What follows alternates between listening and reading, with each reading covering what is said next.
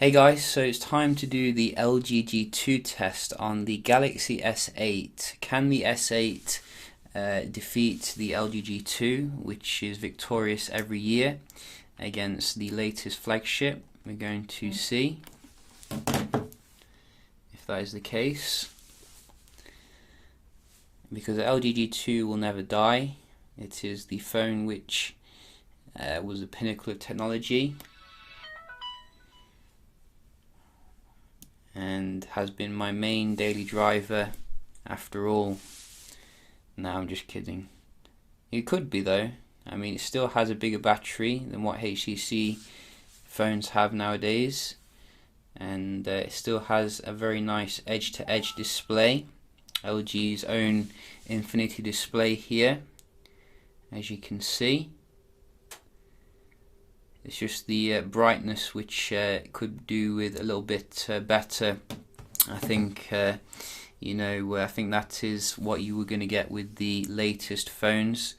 But nevertheless, we're going to see, does the S8 get a better performance than the LG G2 here? So let's just check everything's closed down, because we want to make sure it's fair here.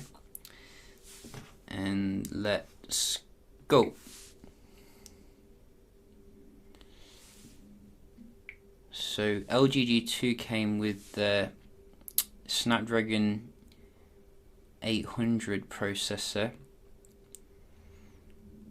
which, as you can see, is showing its age a little bit here at last.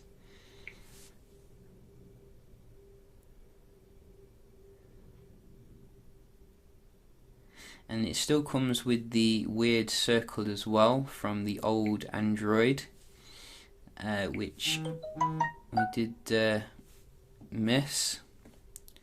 So a little bit snappier now. It's woken up, I think. You see, it just needed its coffee, and now it's keeping up with the S8 in pretty much everything. Oh, a little bit faster there. That was nice. Let's try messaging. Oh, again. LG G2. What are you doing? Look at that. You see how snappy it was in the camera? I mean, that is very nice performance here. So it takes a while for it to start up, but once it gets going, this is a beast. You see, the S8, it can't keep up here, unfortunately.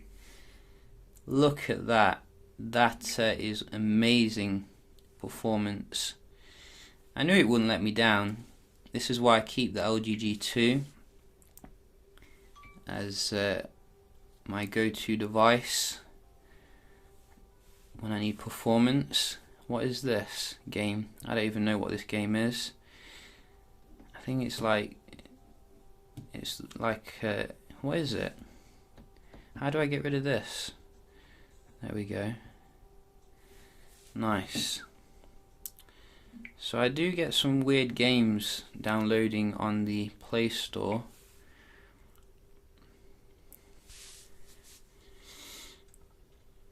I think LG should bring out an anniversary edition of the LG G2 if anyone's watching from LG, because while the G6 is a good phone, it doesn't have the, I wouldn't say it has the same kind of attitude here as the LG G2, keeping up with phones which cost, a hell of a lot more.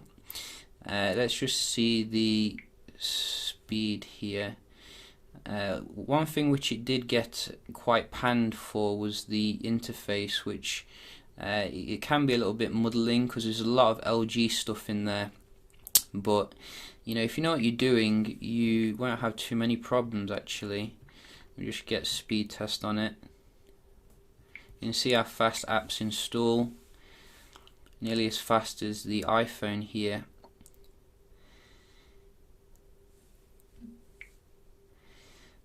So let's see, both are on the Wi-Fi.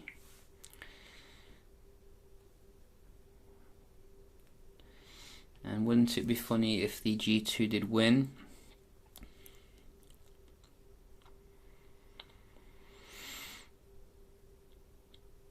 the S8 is quite average when it comes to the Wi-Fi, I have noticed. I mean, I don't think it's quite as good as some flagship phones like the Google Pixel, which gets 220, but that's just another topic. I'm probably going to do a benchmark test actually against some flagship phones, and we can see here the LG G2 getting a very average score. I'm sure it got better last year. I'm sure it got up to 100. So maybe it's just, you know, taking its time, having it's relaxing basically, and, you know, saying, well, we'll give the S8 this RAM. We can see the upload is nearly as good and the ping is better, so, you know, you can see it still has some credentials there. Finally, we do want to also have a look at the multitasking here, which you can see we do have the very nice multitasking of old Android, and it had 2 gigs of RAM to play with, which gives you obviously you know, a little bit of a delay when it comes to the going back into stuff. Maybe if they put 3 gigs of RAM in the LG G2 it would have been a little bit better, but I think generally, you know, at the time there was a constraint, probably wasn't available. If it did put 3 gigs of RAM in there, it probably would have lasted another 10 years in terms of, you know, usability. But you can see, you know, at the end of the day it does multitask, just not quite as snappy as your latest flagship, you know, and that is very nice. A little bit faster here on the G2.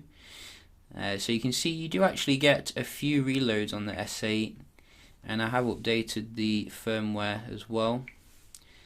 But you can see now it just takes a while for the G2 to get going at the end of the day, and then once it does, it's a beast. So I'd give it a draw, you know, this video, in terms of the performance. Let's be honest, at the end of the day it's a draw.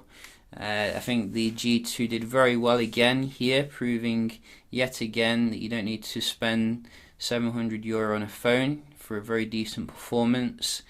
And obviously it does come with its own you know, advantages here. You are getting you know, LG's suite of apps here, which, you know, is quite nice. With the music you can actually change the tempo, as I remember. It's one of the things which I did really love. Is that the G2? It could have been the G3 actually. I can't see it here. I'm sure it was on this phone, but maybe I'm mistaken.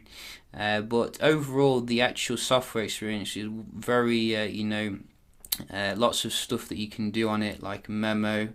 You could also do, you know, all sorts of stuff, LG Backup, Cell Broadcast, VoiceMate as well. I'm guessing that would be very competitive with Bixby, and video editor. Amazing stuff on the G2.